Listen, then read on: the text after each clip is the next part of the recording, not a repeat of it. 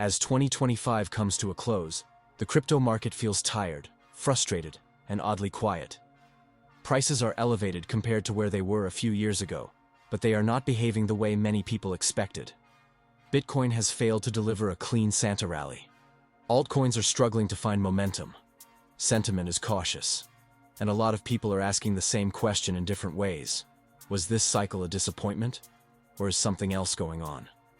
That question is exactly why analysts are now looking beyond the noise of the final weeks of 2025 and focusing their attention on 2026.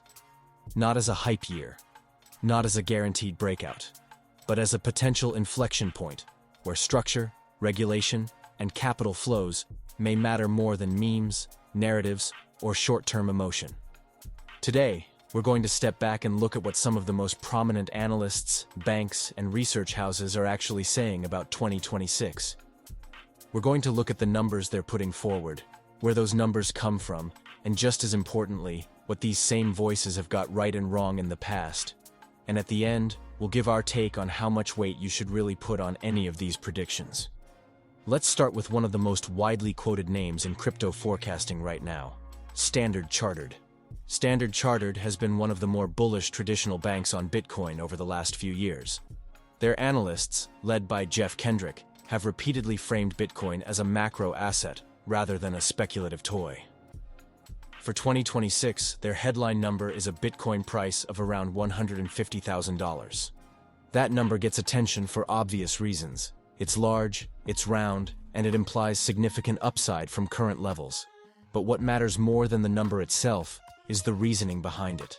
Standard Chartered's argument is not based on a repeat of old 4-year halving cycles. In fact, they've explicitly said that those cycles are becoming less reliable as crypto matures. Instead, their bullish case for 2026 rests on sustained institutional adoption through regulated vehicles, particularly exchange-traded funds, combined with Bitcoin's growing role as a portfolio diversifier alongside gold. They've argued that when Bitcoin is adjusted for volatility and compared to gold's role in portfolios, there is still room for capital reallocation that could push prices significantly higher. Now, it's worth pausing here and asking, how good has Standard Chartered been in the past? They were early, relative to many banks, in taking Bitcoin seriously at all. They were not calling for Bitcoin to go to zero when others were. But they have also revised targets before. They've cut overly aggressive timelines. They've acknowledged when conditions changed. That doesn't make them perfect, but it does mean their forecasts tend to evolve with data, rather than remain dogmatic. So when Standard Chartered says $150,000 in 2026, it's not a promise. It's a conditional scenario based on continued institutional inflows and macro stability. Now let's contrast that with another major research house that often lands on similar numbers but for slightly different reasons. Bernstein has also floated a Bitcoin target in the region of $150,000. But their framing is more cautious in terms of timing. Bernstein doesn't necessarily see 2026 as the blow-off top. Instead, they've suggested that 2026 could be part of a longer cycle, with a potential peak later, possibly even into 2027. What Bernstein does particularly well is cycle analysis.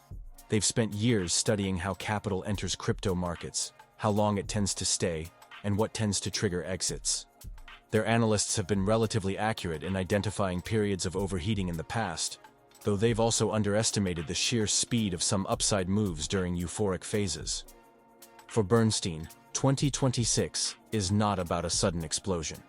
It's about a market that has absorbed regulation, built infrastructure, and gradually attracted capital that previously couldn't touch crypto at all. In their view, that kind of money doesn't rush in. It scales in.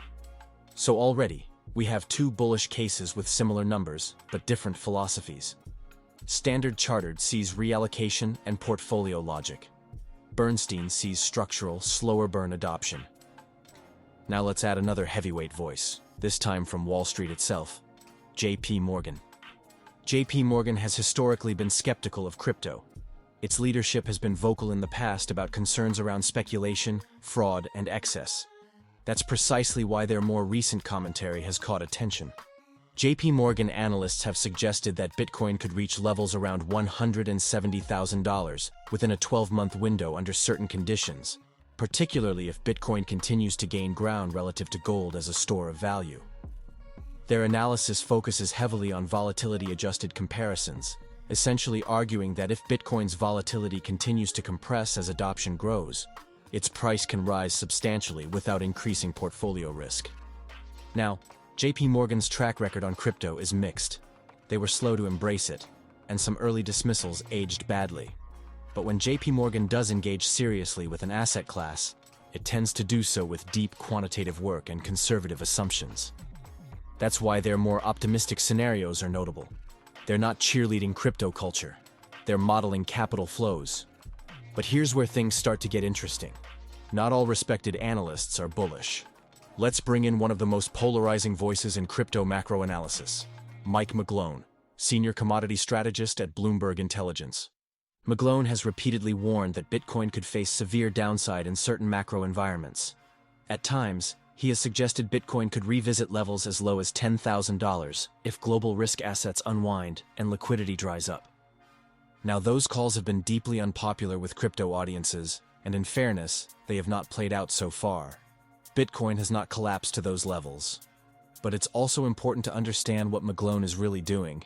He is not predicting crypto adoption failure. He is modeling deflationary shocks, liquidity crises, and risk-off scenarios. In other words, he's asking, what happens to Bitcoin if the macro world breaks in a way it hasn't since crypto became mainstream? In the past, McGlone has been right about the broader direction of liquidity cycles, even if his specific price targets have missed. He warned about excess in risk assets before major drawdowns. He has also been early on commodity cycles that later played out. So when he throws out a bearish number, it's less a prediction and more a stress test. And that matters, because no serious analysis of 2026 should ignore downside scenarios. Now let's pivot away from banks and into the world of crypto-native research, starting with Bitwise. Bitwise publishes annual prediction reports that have become something of a tradition in crypto. Their forecasts tend to be bold, but they are usually grounded in observable trends rather than pure speculation. For 2026, Bitwise expects new all-time highs across major crypto assets, including Bitcoin, driven by what they describe as a post-regulation expansion phase. Bitwise's argument is that once regulatory uncertainty fades, even partially, capital that has been sitting on the sidelines begins to move.